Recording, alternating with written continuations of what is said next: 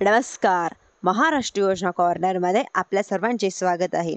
आजच्या व्हिडिओच्या माध्यमातून आपण बघणार आहोत की मुख्यमंत्री माझी लाडकी बहीण योजनेची केवायसी कोणत्या महिलांनी करू नये आणि कोणत्या महिलांनी जो पुढील हप्ता आहे की त्यांना मिळणार आहे व कोणत्या महिलांनी केवायसी करायची आहे व म्हणजेच की केवायसी झाल्यानंतर येईल की नाही, जे हप्ता त्यांना मिळणार की नाही, केवायसी करण्या अगोदर येईल आणि इतरही जो काही प्रश्न आहे तो सर्व आपण संपूर्ण माहिती आजच्या व्हिडिओमध्ये जाणून घेणार आहोत. त्याआधी तुम्ही जर माझ्या चॅनलवरती पहिल्यांदा आलेला असाल तर चॅनलला लाईक, सबस्क्राईब आणि शेअर करायला विसरू नका. चला तर तुमच्या जास्त वेळ न घेता आपल्या व्हिडिओला सुरुवात करूया. म्हणजेच की लोकांना वाटतं की केवायसी सध्या करू नये, बायोमेट्रिक पद्धतीने केवायसी सुरू होणार आहे, असे वेगवेगळे जे प्रश्न आहेत ते उत्तर आहे आपण आजच्या व्हिडिओमध्ये समजून घेणार आहोत. सगळ्यात महत्त्वाचं म्हणजेच की केवायसी कोणी करायची नाही. तर पहिल्याच ध्यानात घ्या की महिला सरकारी नोकरीमध्ये आहेत किंवा एखाद्या महिलेचा नवरा सरकारी नोकरीमध्ये असेल किंवा त्यांनी जर लाडकी बहीण योजनेचा लाभ घेतलेला असेल, अशा महिला ज्यांना माहीत आहे की आपण या योजनेमध्ये पात्र नाहीत, आपण इन्कम टॅक्स भरतोय, आपण सरकारी नोकरीमध्ये आहोत, तरी पण जर लाभ घेतला असेल तर आता चूप बसा. म्हणजेच की त्यांनी केवायसी करायची नाही. म्हणजेच की मूठ 1.25 लाखाची असते की म्हणजेच की आपण बघणार आहोत की केवायसी केली तर तुमचा आधार कार्डवरून किंवा तुमचा पतीचा आधार कार्डवरून ही गोष्ट म्हणजेच की तुम्हाला सरकारला हे कळू शकते.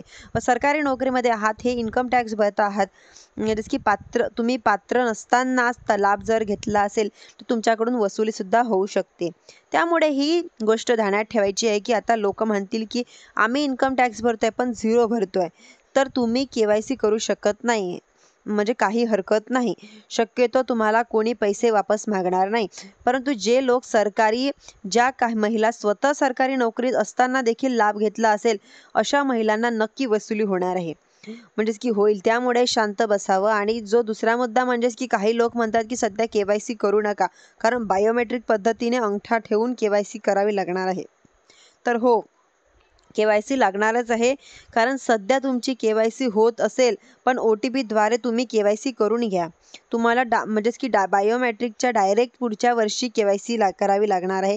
ज्या महिलांचा आधार कार्ड, मोबाईल नंबर लिंक नाही, अशा लोकांसाठी लवकरच एक नवीन अपडेट येईल, म्हणजेच की ज्यामध्ये तुम्हाला बायोमेट्रिक पद्धतीने केवायसी करावं लागेल. आणि ही बायोमेट्रिक पद्धती जी केवायसी असेल, तुम्हाला घर बसल्या येणार आहे. म्हणजेच की तुम्हाला घर बसल्या करता येणार आहे. तुम्हाला कुठल्याही ग्रामपंचायतमध्ये आपले सरकार सेवा केंद्र असेल किंवा CSC सेंटर असेल किंवा अंगणवाडी सेविका असेल, अशा या ठिकाणी ही सुविधा उपलब्ध करून देण्यात येणार आहे. परंतु कोणत्या परिस्थितीमध्ये ज्यावेळी तुमचा आधार कार्ड, मोबाईल नंबर लिंक नसेल, आता ज्या महिलांचा आधार कार्डला मोबाईल नंबर लिंक नाही, त्यांनी केवायसी करण्या कशी सरळ आहे. म्हणजेच की तुम्ही एकदा अगोदर तुमच्या आधार कार्डला मोबाईल नंबर लिंक करा, नंतर केवायसी करा. सध्या ही केवायसी सुरू आहे, फक्त वेबसाईटवर थोडा प्रॉब्लेम असल्यामुळे बऱ्याचदा OTP जात नाही. काही वेळेस मोबाईलवर OTP येतो, परंतु वेबसाईटवरती तुम्हाला त्या ठिकाणी एरर दाखवत आहे.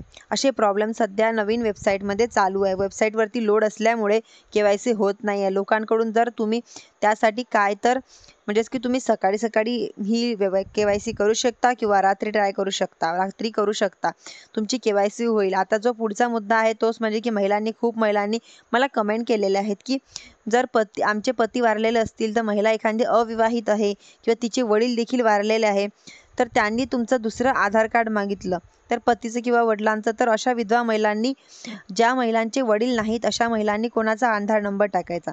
त्या महिलांनी सध्या चिंता करण्याची गरज नाही. ज्या वेळेस पर्याय उपलब्ध होतील केवायसीचे विधवा महिलांची, तर त्यांचे 4 ठिकाणी वडील नाही आहेत, तर अशा सर्व एक नवीन पर्याय त्या ठिकाणी वेबसाईटवर उपलब्ध होईल. तोपर्यंत वाट बघा. लाडकी बहीण योजनेचा जो अर्ज आहे वेळेला भरला आहे, त्यावेळीच तुम्ही दाखवला असेल की विधवा आहात.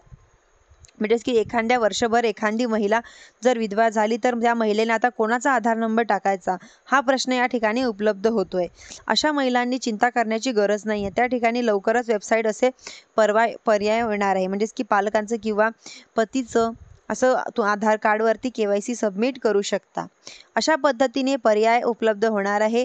म्हणजेच की आता तुमचा हा जो पुढचा मुद्दा आपण बघणार आहोत की केवायसी केल्यानंतर येईल की नाही, तर करण्यापूर्वी येईल.